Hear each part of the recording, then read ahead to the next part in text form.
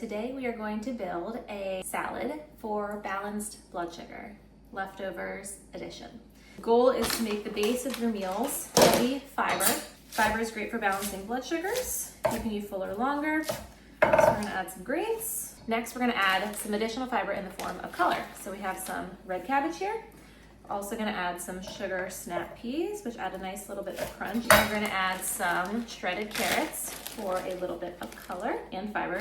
We're gonna add some microgreens because they are delicious and nutritious and pretty. We're gonna add some little tomatoes for, again, fiber. The base of your meal should be high fiber. Then we are going to add the fun part, which is the carb. So all lunch includes some type of carb.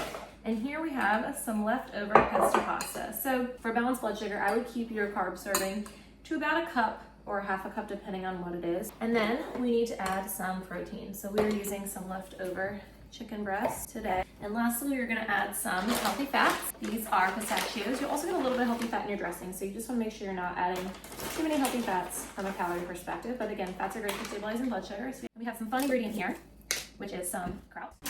This adds some fiber and also adds some good probiotics, plus it's really pretty in color. So we're gonna add some of that there. And then lastly, we just have our dressing. And that is our blood sugar balanced salad. Doesn't that look pretty?